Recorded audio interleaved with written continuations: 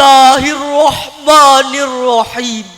Assalamualaikum warahmatullahi wabarakatuh.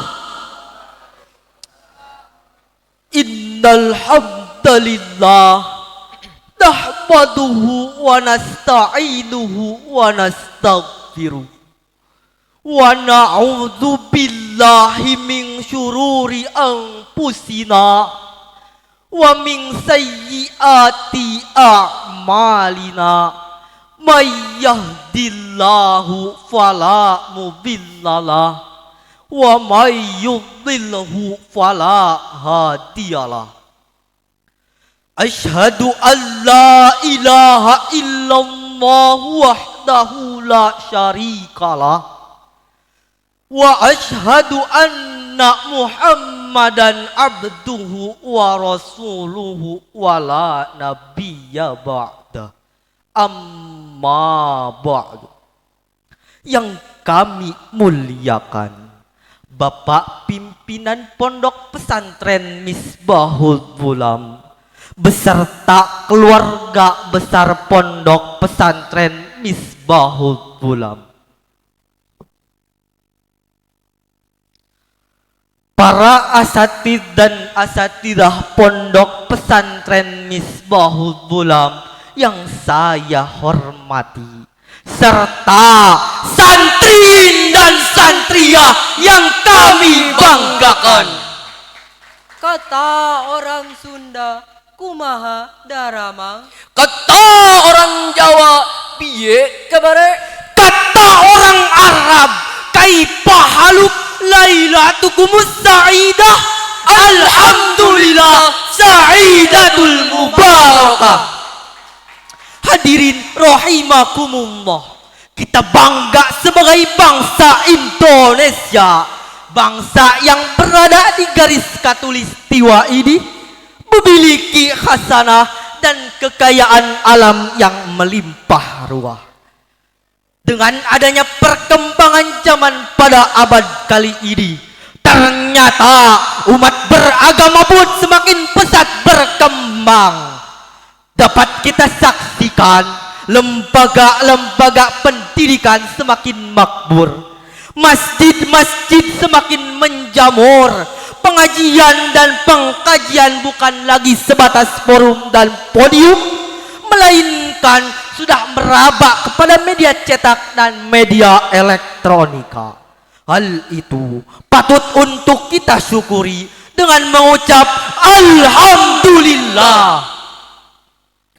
Namun sayang seribu sayang hadirin, di samping kemajuan bangsa yang terjadi pada abad kali ini, ternyata ini semua telah melahirkan dekadensi moral, bubuknya moral yang kian merajalela. Oleh karena itu, reformasi terbesar adalah reformasi yang dilakukan oleh manusia yang paling suci, yang disucikan oleh yang maha suci, manusia yang paling agung, yang diagungkan oleh yang maha agung, manusia yang paling mulia, yang dimuliakan oleh yang maha mulia. Beliaulah Nabiyuna Muhammad sallallahu alaihi wasallam. 23 tahun beliau merombak satu bangsa yang biadab menjadi bangsa yang beradab. 23 tahun beliau merombak satu bangsa yang terpecah belah menjadi bangsa yang bersatu. 23 tahun beliau merombak satu bangsa yang terburuk dalam kemusyrikan menjadi bangsa yang bertauhid. 13 tahun beliau berjuang di kota Mekah hanya untuk menanamkan pundi-pundi keimanan. 13 tahun beliau berjuang di kota Mekah hanya untuk menanamkan pundi-pundi ketuhanan. 13 tahun beliau berjuang di kota Mekah hanya untuk menanamkan la ilaha illallah Muhammadur Rasulullah. Atas dasar inilah maka terbukalah hati kami bertiga untuk menyampaikan sebuah syarahan yang berjudul Akhlak Rasulullah sebagai kunci kebahagiaan umat. dengan landasan Al-Quran surah Al-Ahzab ayat 21 berikut ini. A'udzu billahi minasy syaithanir rajim.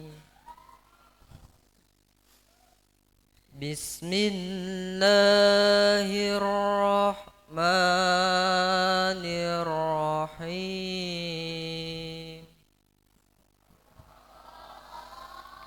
Laqad kana lakum fi rasulillahi uswatun hasanah liman kana yarjullaha wal yawmal akhir wa dzakarallaha katsira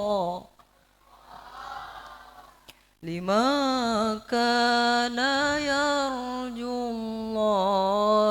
wal yawmal akhir wa dzakarallaha katsira. Shadaqallahul azim. Aku berlindung di bawah naungan-Mu ya Allah dari usikan setan yang terkutuk dengan menyebut nama-Mu ya Allah yang maha pengasih lautan kasih dan maha penyayang lautan kasih sayang. Sungguh telah ada pada diri Rasulullah itu suri tauladan baik bagimu, yaitu bagi orang-orang yang mengharap rahmat Allah dan kedatangan hari kiamat dan yang banyak mengingat Allah. Maha benar Allah dengan segala firman-Nya. Hadirin sebangsa dan setanah air yang kami banggakan, Bapak Kyai Haji Rosyidin telah mendirikan pondok pesantren Misbahul Ulam pada tahun 1968 Masehi. Tujuannya tak lain dan tak bukan hanya untuk menanamkan moral yang kuat, adab yang tepat, serta akhlak yang mulia. Karena tak hanya cukup pintar saja hadirin apabila tak memiliki adab dan akhlak yang menghiasinya. Takdimlah kepada sumbernya ilmu, takdimlah kepada sang ahli ilmu apabila ingin bermanfaat di lain waktu.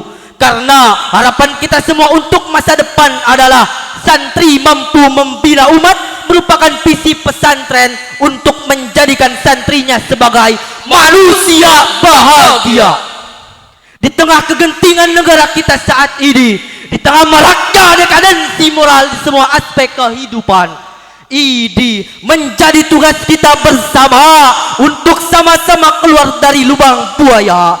Peralihan kepemimpinan yang mendesak, Bung Karno diganti Pak Harto dengan dalih keamanan negara. Pembantaian 6 jenderal 1 perwira 6 jam dalam 1 malam. Mati di lubang tak berguna, tak ada dalam perang Mahabharata, bahkan di sejarah dunia, hanya di sejarah Indonesia. Pemusnahan golongan kiri, PKI, wajibati, pemimpin otoriter, leperita rencana pembangunan 5 tahun bisa jadi rencana pembantaian 5 tahun. Di tahun-tahun berikutnya, kudapati penembak misterius. Tak ada salah apalagi benar. Tak ada hukum pembantaian di mana-mana. Diburu sampai dor. Dor di mulut, Dor di kepala. Penguasa punya tahta yang tidak ada bisa diada-ada. Tada air ku tidak kulupakan, kan terkenang selama hidupku.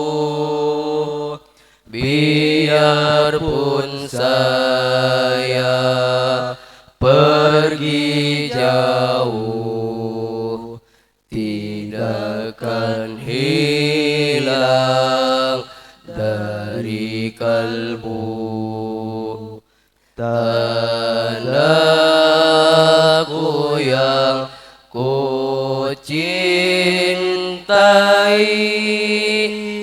Engkau ku hargai. Wahai pemuda harapan bangsa, peganglah dunia untuk menggapai ridhonya. Sing-singkanlah bajumu untuk menggapai cita-cita. Selamatkanlah negeri, Jiwa, Bangsa dan agama. Dari uraian yang telah kami sampaikan tadi hadirin, dapatlah kita ambil beberapa kesimpulan bahwasanya setiap negara yang makmur, apabila negara ingin makmur, maka setiap pemimpin kita wajib bercermin dan melakukan cara serta strategi Rasulullah sallallahu alaihi wasallam.